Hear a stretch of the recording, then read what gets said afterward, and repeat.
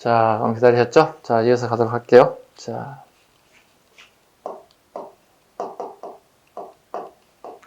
2회차 모의고사.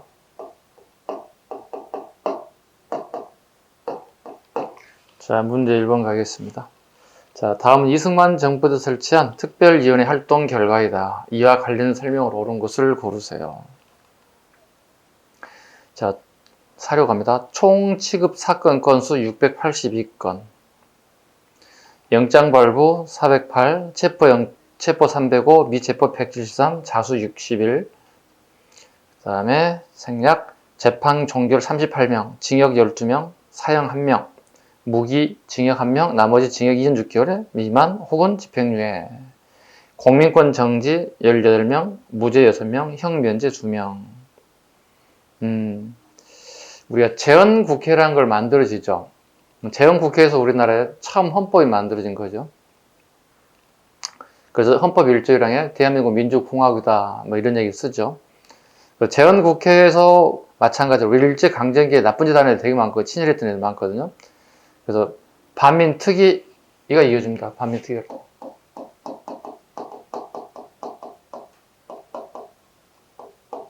네, 반민족 특위 활동이라고 하는 건데요. 우리 친일했던 애들을 갖다가 처벌하는데 법이 있어야 되잖아요. 법 없이 처벌할 수는 없잖아요. 이게 이제 우리가 1948년에 만들어지거든요.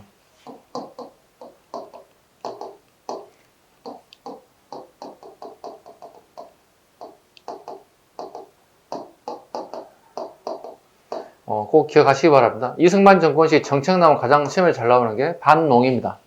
순서도 잡으셔야 됩니다. 첫 번째 반민특위 활동, 반민족 행위자 특별처벌법이라고 합니다. 반민족 행위자 특별처벌법, 줄여서 반민특위법 이렇게 활동합니다. 그 다음에 농지개혁법, 지금 나온 것들은 사료는 반민특위 활동에 관련된 얘기입니다. 됐죠? 반민족 행위자 특별처벌법이라고 얘기합니다. 법 조항은 반민족 행위자 특별처벌법, 보통 줄여서는 반민특위 이렇게 얘기합니다. 반민특위 활동 이렇게 합니다. 옳은 거 골라보도록 하겠습니다. 이 활동으로 반공포로들이 석방되었다. 이게 6.25 전쟁이 50년이죠. 네. 일본 지분 1950년에 대한 얘기.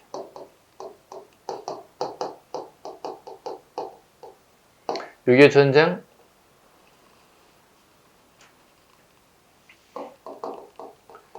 정전 협상 중에 일어난 일들이라고 보시면 협상 중에 일어난 일들. 이승만 대통령.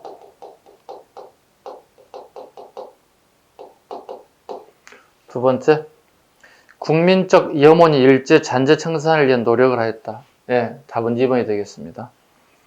이 활동으로 국론이 분열되어 4.19 혁명이 일어나게 되었습니다.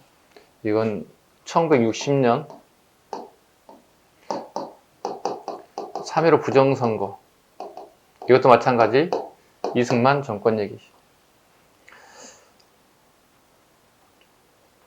부정선거의 결과 4.19 혁명이 일어나겠죠. 이렇게 4.19 혁명에 대한 얘기. 4번 이승만 정부의 민족정기 수립을 이 활동에 적극적으로 협조했다. 적극의 X겁니다. 되게 소극적이었죠. 되게 소극적이었습니다. 또 이 사무실 국회 내에 설치되어 있었는데요. 더 이상한 것은 경찰들이 국회 사무실에 와서 집기를 다 부숴버립니다. 왜냐하면 친일 경찰들도 여기 해당되거든요. 그러니까 자기들 어떤 그릇을 더 보호할 목적으로 비협조적이었고 대통령도 비협조적이었죠. 뭐 어쩔 수 없는 상황이겠죠. 왜냐하면 다수당 행포라고 봐야 되겠죠. 그 당시. 답은 2번이 되겠습니다. 문제 2번. 자, 다음 설립 목적을 가진 단체 활동을 옳은 것을 고르세요. 사료 갑니다. 시전 상인을 보호하기 위하여 서울의 일정 구에 외국인 장사를 할 수 없도록 하자. 대수 상인을 모두 의무적으로 입하게 하여 전국의 상업을 총괄하는 일종의 상인협회 또는 상인조합을 설립할 것. 네. 시전 상인들의 단체를 하나 만드는데요. 네.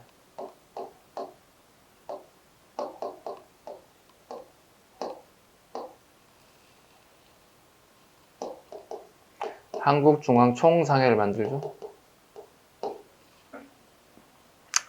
이게 몇 년이냐고 물어보면 1898년.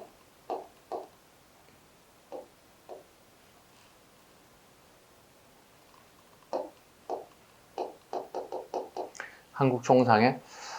얘네들이 요구하는 게 뭐냐면 고정임금에게 우리 시장 외국인들이 문호가 개방됐다고요. 특히 청나라 일본 상인들이 우리 시장을 완전히 덕점해 버린다고요. 시전 상인들 입장에서 되게 엄청난 피해를 올 수밖에 없어요. 외국 상인들 전부 다 내 몰아주세요 이런 요구했다는 거예요. 이게 한국협회 주장한 내용입니다. 그러나 고정임금 이걸 할 수가 없습니다. 왜냐면 1890년 와간파전 결과 외국인들이 우리나라 이권을 침탈해 가거든요. 그리고 고정임금은 왕이라고 하는 그 자리를 계속 보존하고 싶어요. 지키고 싶어요. 서양인들 또는 청나라인들을 통해서요. 일종의 강대국 편성 전략 작전을 펼치고 있다.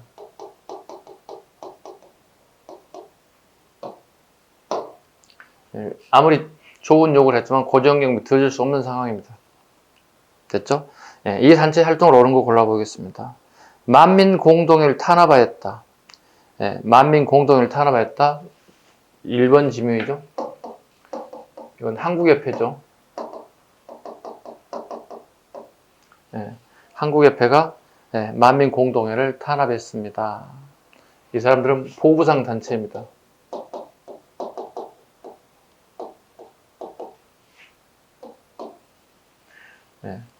독립협회의 주관으로 이루는 게 만민공동회죠. 거짓된 보고를 하죠. 보수파 애들이요. 지금 독립협회에서 주장한 만민공동회 내용은 공화정을 주장한다고 보고를 하죠. 왕에게. 공화정을 주장한다는 얘기는 왕을 인정하지 않겠다는 의도로 들릴 수밖에 없어요. 그래서 탄압하죠. 그러니까 잘못된 정보를 통해서 한국협회, 보부상 단체들이 독립협회가 주관한 만민공동회를 탄압하는 목적입니다. 두 번째, 상권수운동을 전개했다. 이건 당연히 뭐죠? 한국협회는 상권수운동입니다. 자기들이 지켜야 할 상권수운동입니다. 얘들이 하다 안 되니까 마지막 하는 게 뭡니까? 철시를 하겠다고 주장합니다. 우리 시장문 닫아버리겠다는 거예요. 오픈하지 않겠다는 거죠. 효과가 없습니다. 효과가 없습니다. 철시를 했을 경우에 엄청나게 많은 피해가 온다면 국가가 신경을 쓰겠죠. 그죠? 그렇지 않은 상황에는 별 효과가 없어요. 철시 주장했지만 효과를 거두지 못했습니다. 답은 2번입니다. 3번 국제보상운동에 참여하였다. 국제보상운동에 참여하였다. 이건 1907년에 대한 얘기입니다. 우리가 1905년 을사늑약을 맺고 난 다음에 통감정치가 이루어지면서 남산에 통감부가 설치되거든요. 그 비용에 대한 부분을 전가하기 시작하죠. 이게 국가의 빚으로 남았다 해서 국제 보상운동을 펼치기 시작합니다. 어디서 출발합니까? 대구를 중심으로. 대구의 양기탁 선생을 중심으로 해서 국제보상이 전국적으로 확대되기 시작한 거죠. 위의 내용, 사료 내용과는 관련이 없습니다. 일제 항무지 개강권 요구를 저지했다. 이건 보안회입니다. 4번 지문은 보안회입니다. 1904년 항무지를 개발해 쓰겠다는 거야. 보안회가 농광회사를 차려서 우리가 할 거예요. 신경 쓰지 마세요. 일본 애들아. 이렇게 얘기했습니다. 다음 2번이 되겠습니다. 3번. 자, 자료를 통해 알 수 있는 일제 식민지 지배 정책을 가장 적절한 것을 고르세요. 사료갑니다. 경상남도 동래군 사하면 땡땡리. 주소 경성부 옥인정 몇 번지. 호주 포목산 김상용 씨를 김시성을 가진 사람을 일본식 성 이름을 김산, 금산이 되겠죠. 우리 발음으로 하면 금산이 되겠죠.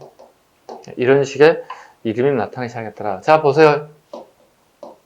1939년에 일본 애들이 조선 민사령을 개정합니다. 민사령을 개정합니다. 요즘 치면 민법이에요. 우리가 홍길동, 이길동, 우리가 이런 거 성을 갖고 있는 건 전부 다 우리나라의 민법을 기준으로 잡고 있는 거죠. 예.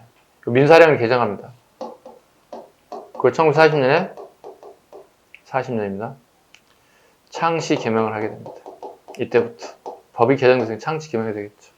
창시 씨라는 얘기 뭐죠? 김씨실 그 성씨를 새롭게 만든다. 개명 이름을 바꾼다. 일본식 이름으로 다 바꾼다는 뜻입니다. 됐죠? 창시 개명. 우리나라의 5분의 4 정도가 창시 개명에 참여합니다. 엄청나게 많은 인원이죠. 이유는 우리가 요즘 말로 치면 초등학교를 가려면 무조건 창시 개명이 되지 않으면 입학을 받아주지 않아요. 일단 학교 보내야 되잖아요. 공부 시켜야 되잖아요. 창시 개명. 그 다음에 우리가 강공서를 출입을 하려면, 입출입을 하려면 있어야 돼요.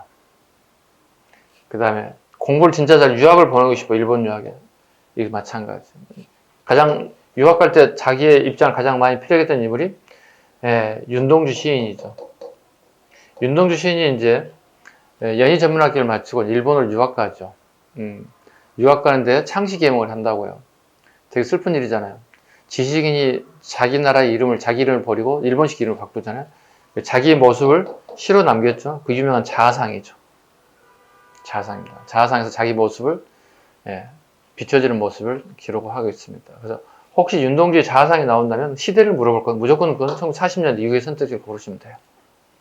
참고로. 자, 문제를 풀겠습니다. 적절한 것. 자, 1번. 태형제도를 부활시켰다. 태형제, 1910년대. 교원들에게 제복과 칼을 착용하도록 했다. 칼을 얘기 들이댔다. 쌍욕 나오지. 이런 1910년대 이렇게 애우졌습니다. 세 번째. 한국인의 생명을 일본식으로 고치기로 하였습니다. 뭐죠? 조선 민사령이니까 이때부터. 답은 3번이 되겠다. 4번. 군수물자의 충당을 위해 미국과 금속을 공출하였습니다. 예, 이거 30년대 후반. 미국 공출에 대한 부분. 30년 후반하고 40년대에 대한 일들을 보시면 되겠습니다.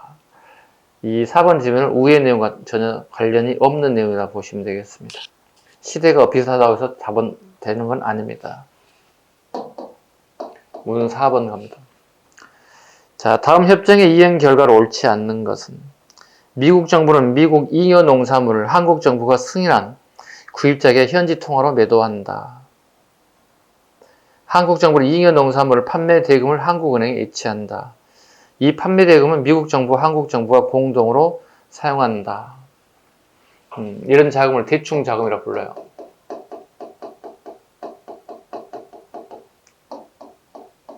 미국 한 해에 농사가 너무 풍년이 들었다고요.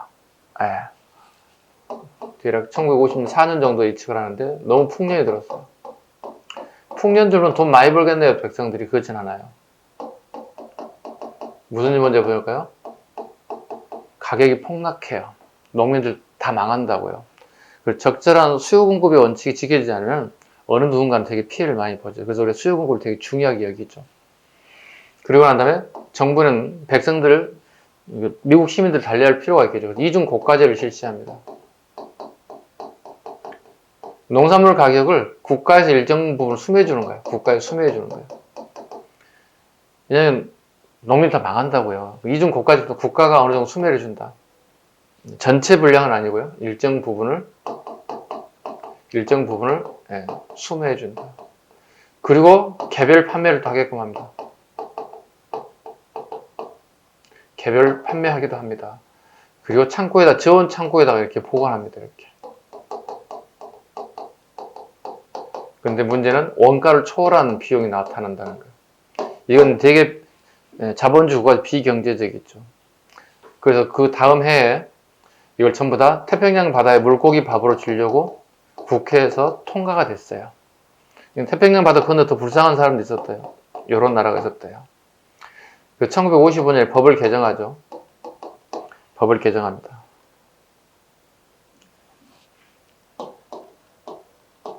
잉여 농산물 지원법이라는 걸 만듭니다. 그 결과 우리나라에 이게 들어와요. 무상으로 들어온다고요. 버린 거보다 낫잖아요. 없는 사람 도와주는 게 낫잖아요. 그걸 우리 국가에 받아서, 이게 주로 재료를 그대로 받는 거예요. 재료를 그대로 받다 보니까 우리나라에서 이걸 가공을 하는 거예요. 그래서 우리나라의 가공산업이 발전하게 되는 거예요. 그게 일명 우리가 말하는 300사업이에요. 300사업입니다. 흰 것들 있잖아. 밀가루, 설탕, 배. 그 결과 우리나라에 이제 설탕을 만드는 회사가 만들어지죠.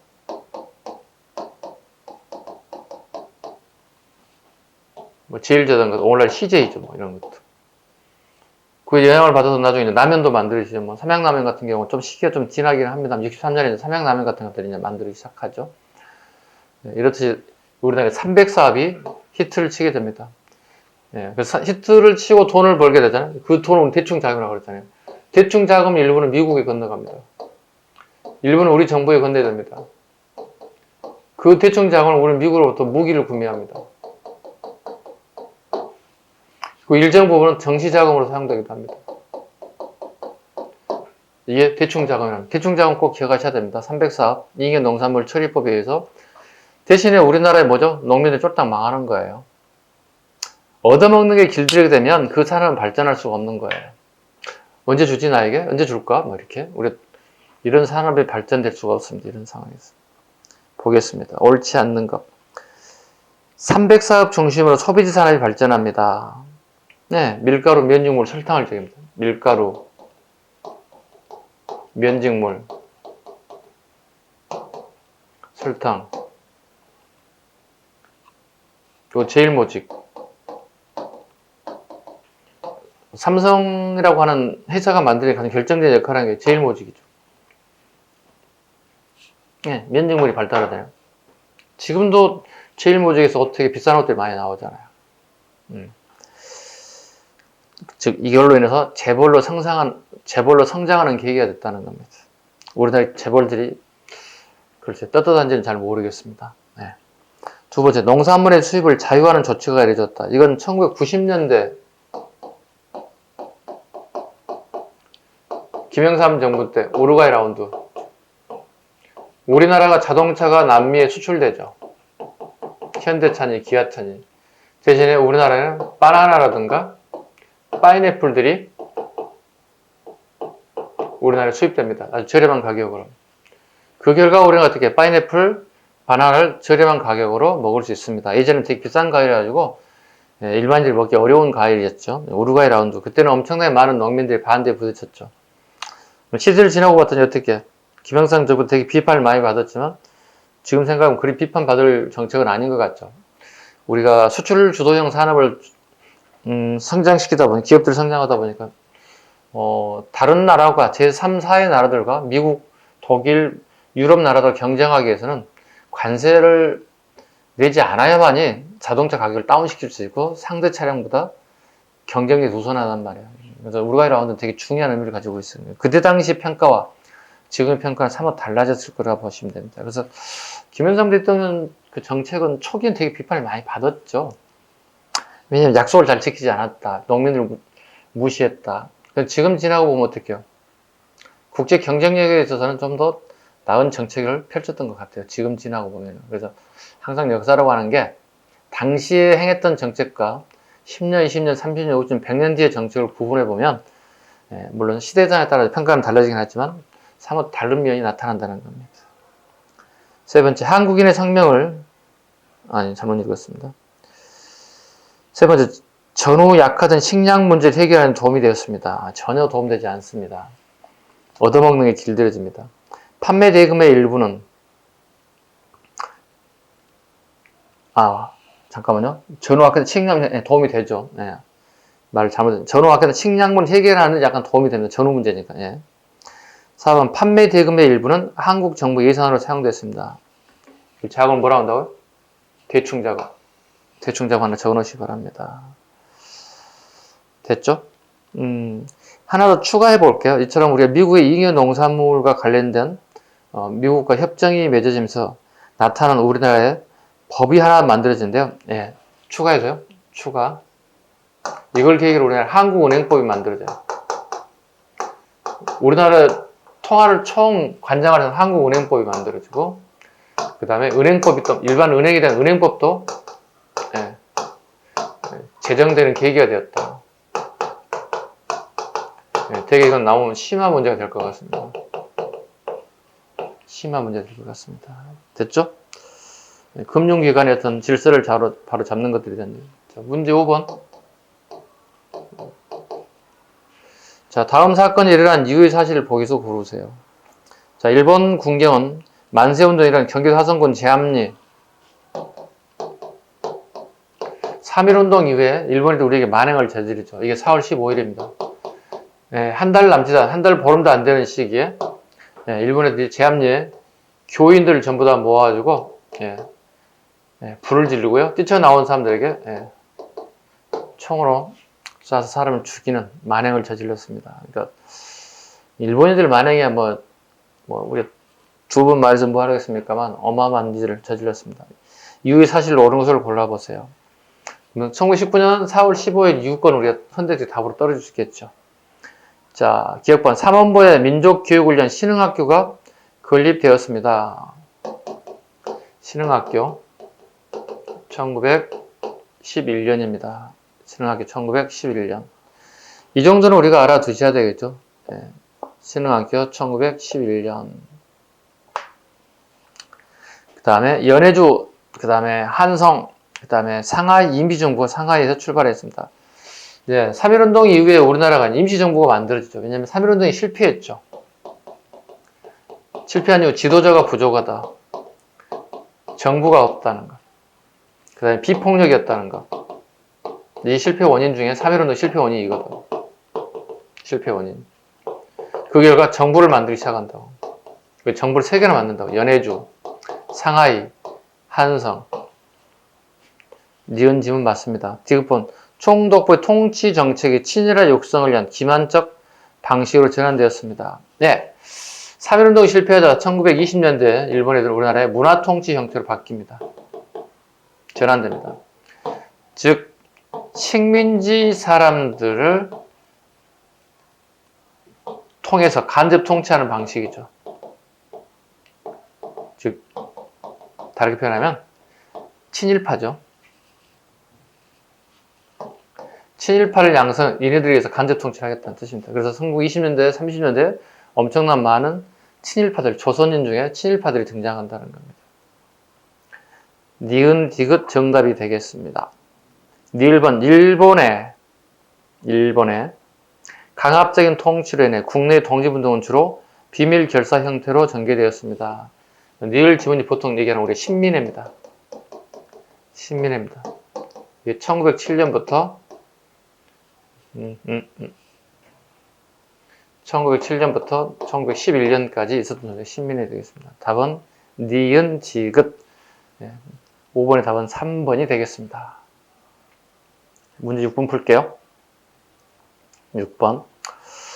다음은 신라 어느 시기의 상황을 말해주는 자료이다. 이 시기에서 볼 수 있는 모습이 아닌 것은. 자, 사료를 쭉 볼까요? 내가 아는 단어가 뭐가 있나요? 원종과 애노가 있죠. 원종, 애노 등이 사벌주, 오늘날 경상북도 상주에서 반란을 일으켰습니다. 농민들이다. 그럼 신라 하대겠죠. 시대니까. 아까도 잠깐 언급드렸죠. 김장원의 난, 김원창, 장보고, 원종연의 난 무조건 신라 하대 거 고르시면 돼요. 모습이 아닌 것. 가중한 수지체제 불만을 품고 밀란을 일으킨 농민들의 모습. 그렇죠. 먹고 살기 힘들죠. 당에서 기건 최치원이 진성량의 정치에 관한 시무 10조를 올렸죠. 네, 떠납니다. 불가능합니다. 개혁이 불가능해졌습니다. 강원도와 경기도 일대에서 군대를 일으킨 궁예, 네, 강릉하고 죽주는 원래 안성이죠. 강릉, 안성, 경기도 남부 안성에서 궁예가 반란을 일으키기 시작합니다. 4번 무해랑 직기의 전제왕권에 대항하여 반란을 일으킨 진골 귀족들. 김훔돌이 난이 대표적이죠.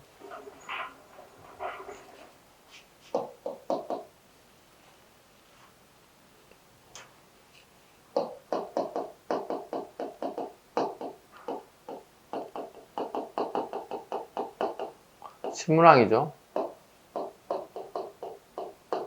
신문왕의 장이 반란을 일으켰죠.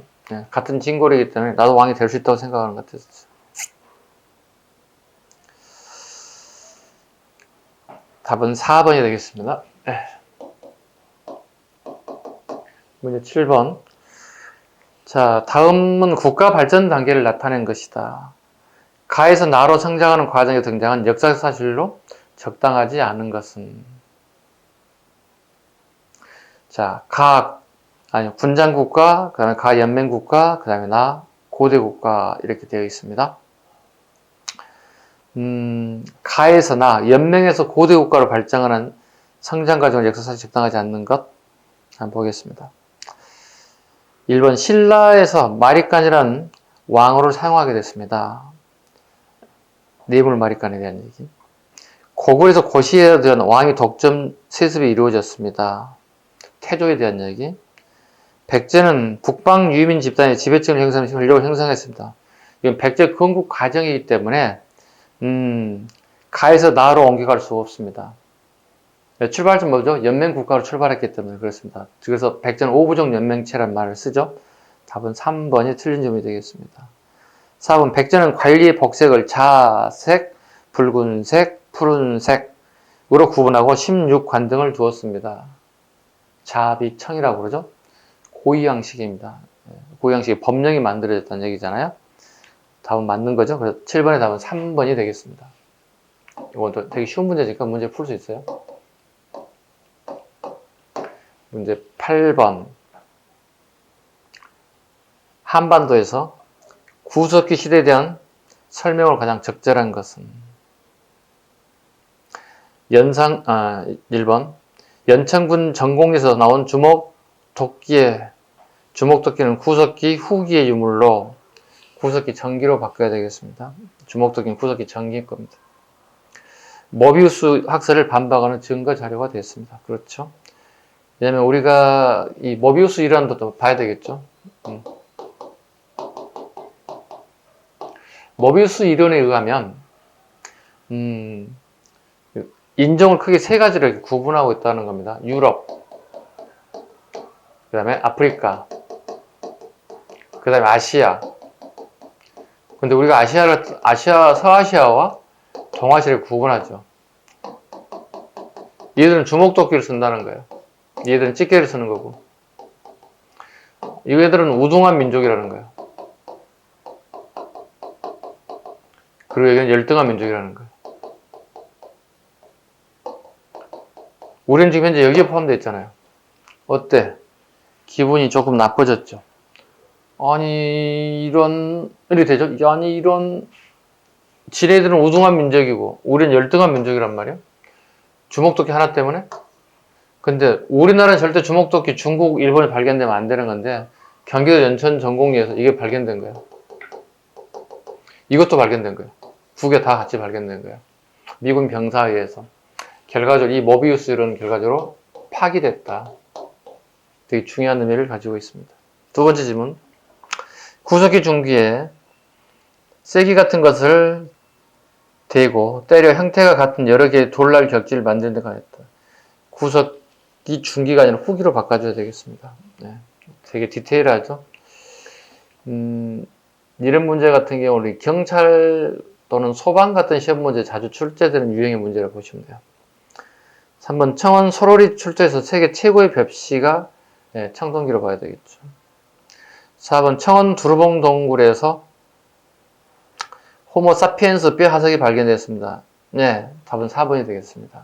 그래서 청원 두루봉 동굴에서 이제 우리가 호모 사피엔스 뼈 화석뿐만 아니라 국화 꽃씨가 발견됐죠. 그래서 그 어린아이 두 시신을 보고 우리가 단순하게 구석기에 대한 어떤 논리적인 문제가 아니라 장례 문화를 한번 살펴볼 수 있다는 겁니다. 그래서 구석기인데 우리 생각했을 때 좀 무식하지 않겠냐 생각하겠지만 사람이 죽었을 때 애도하는 마음도 가지고 있었다는 거예요. 그거 얘기하는 겁니다. 답은 4번이 되겠습니다. 자, 문제 9번. 자, 조선의 통치 구조와 정치 활동을 옳은 곳을 고르세요. 1번 태조, 왕자의 날을 통하여 개국공신 세력을 축출하고 왕이 올랐다. 태종입니다. 태종 이방원이죠. 두 번째 질문. 태종. 의정부 서사제로 정치체제를 바꾸었습니다. 6조 직계제를 실시하신 분이 방금 얘기했던 아버지 태종이죠. 이걸 의정부 서사제로 바꾸신 분은 세종대왕입니다. 세종대왕입니다. 다시 의정부 서사제를 6조 직계제로 또 바꾸신 분이 계십니다.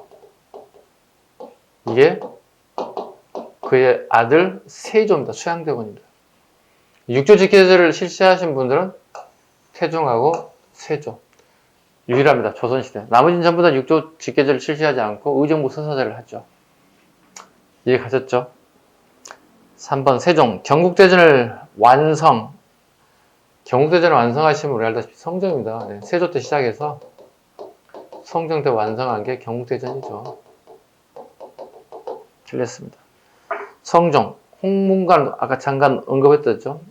집현전, 홍문관, 규장각, 전부 다 실력 있는 군주들입니다. 홍문관을 두었고 경연제도를 통해 정책을 토론하고 심의하였다. 맞죠? 답은 4번이 되겠습니다. 10번 문제. 자, 밑줄 준 기억부터 니을이라는 설명으로 옳은 것을 고르세요. 기억 보겠습니다. 문무백관으로부터 부병의 한인회까지 과에 따라서 전제 시지를 주었다.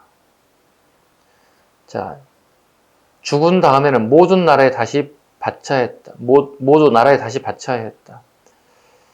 그러나 부병만은 20세가 되면 비로소 땅을 얻고 60세가 되면 반환하는데 자손이나 친척이 있으면 그 토지를 물려받게 하고 없으면 가문에 적을 두었다가 70세 이후에는 구분전을 지급하고 그 나머지 땅을 한수하였으며 죽은 다음에 후계자가 없는 자와 전사한 자의 아내에게 모두 구분전을 지급하였다. 고려사에 나온 얘기죠. 네. 고려 시카지에 나온 얘기죠. 시카지는 경제 파트, 경제 부분이 주로 다뤄지는 부분이라고 보시면 됩니다. 자, 옳은 거 가겠습니다. 1번 기억. 문무백관에서부터 부병회까지 한인회까지 5품 이상의 고위 관리를 대상으로 지급하였다. 아니죠. 네, 총 고려나라는 18품이잖아요. 18품에 해당되는 관리는 모두에게 대상이 되겠습니다. 지급됩니다. 두 번째 질문. 죽은 다음에는 모두 나라에 다시 바쳐야 했습니다. 자, 볼까요? 니은 과제는 소유권을 인정하였습니다. 자, 보시죠. 과저는 수조권입니다. 어떤 제도든 소유권이 나오는 단어는 무조건 틀린 지문이 됩니다. 틀린 지문이 되겠습니다. 그래서 죽은 다음에는 모두 나라에 다시 바쳐야 했습니다. 그러니까 관리가 사망하거나 퇴직을 하게 되면 뭐예요? 국가에 반납하는 것이 원칙이다 이렇게 얘기했다고. 원칙이 있다면 항상 뭐가 있다고요? 예가 있다고요. 공군의 내공이라고 보통 얘기하죠. 공신전, 공음전, 군인전, 예역전, 내장전. 이 사람들은 세습이 가능합니다. 내적으로. 원칙과 예의적인 것도 우리가 기본적으로 알아야 될 원칙이 있으면 항상 예의 조항이 있다는 거예요. 예의 조항은 이겁니다. 그래서 따습니다. 공, 군, 외, 내, 공. 세습이 가능합니다. 3번 가죠. 지급번.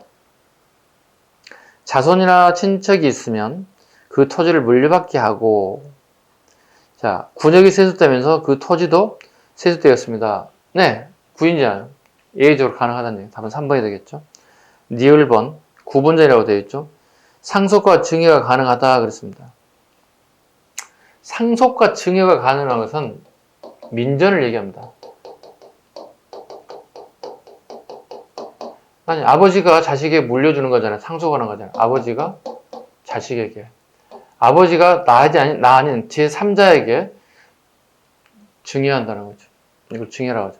아버지의 재산을 자식이 아닌 다른 사람에게 줄 수 있다. 증여할 수 있다. 상속은 아버지가 돌아가실 때 주는 거고, 이건 아버지가 살아계실 때 주는 걸 증여라고 합니다. 네, 자식에게 줘도 상관없어요. 네, 자식에게 주는 것도 증여는 맞습니다. 살아계실 때. 타인의 교조도 마찬가지입니다. 그죠? 네. 그 다음에 11번까지만 문제 하나 풀고 이제 할까요? 11번 이제 마지막으로 한번 풀어볼게요. 자, 다음과 같은 상황에서 밑줄 친 가와 나 세력의 움직임으로 옳은 것을 골라보세요. 자, 가겠습니다. 납속 등의 방법으로 새롭게 양반이 된 분홍초를 우리는 신양이라고 합니다.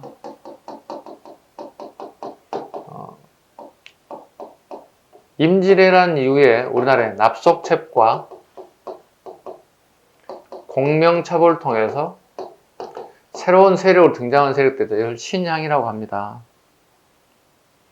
신분이 낮은 사람들이 신분 상승하여 오는 거죠. 이들 신양과 기존의 향권을 장악하고 있던 사족인 구향의 기득권 싸움을 향전이라고 합니다. 구향. 기득권자들입니다.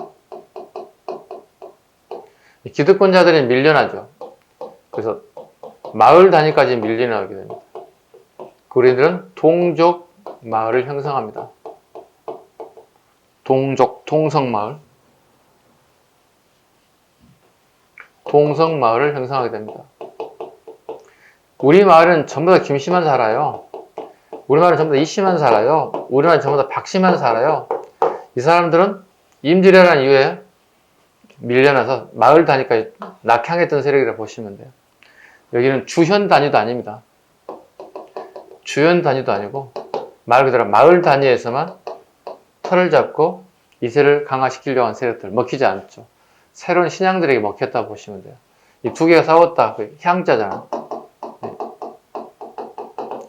향전이라고 합니다. 자, 풀죠. 옳은 겁니다. 기억번. 가. 향임직에 진출하거나 기존 세력과 타협하기도 했습니다.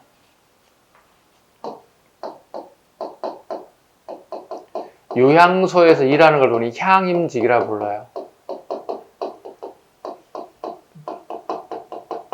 자수와 별감자를 얘들이 다 가져가 버렸어요. 새로운 세력으로 등장하기 시작했다고. 맞습니다. 두 번째, 향안에, 향안은 양반 명부입니다. 향안에 참여하는가 하면 향촌을 이끌고 있던 향해를 장악하게 됩니다. 네. 향해도 완전히 장악합니다. 우리 고을의 약속이라는 얘기잖아요. 우리 고을의 약속. 즉 양반들의 모임 자체를 완전히 다 장악하게 됐다. 왜? 돈이에요, 돈. 기억니은이 정답이 되겠습니다. 디귿번 틀린 거 봐야 되겠습니다. 9년 단위로 향약을 강화하여 구향들이 9년 단위로 향약을 강화하여 향춘의 지배권을 가정하였다. 아니요. 아까 얘기했잖아. 9년 단위 아예 갈 수가 없다고. 마을 단위밖에 안 된다고. 틀린 질문입니다. 구향들. 동성마을 대신 이성작거. 신양이 이성작거입니다. 다른 성씨들이 다양하게 같이 산다는 거예요. 이성작거. 이성작거 마을을 형성하고 문종 중심의 서원과 사후를 건립하였습니다. 틀린 점이 되겠습니다. 그래서 답은 1번이 되겠습니다. 됐죠? 11번까지 풀었고요. 식사하고 난 다음에 12번부터 푸는 걸로 하겠습니다. 자, 마치겠습니다. 쉬겠습니다.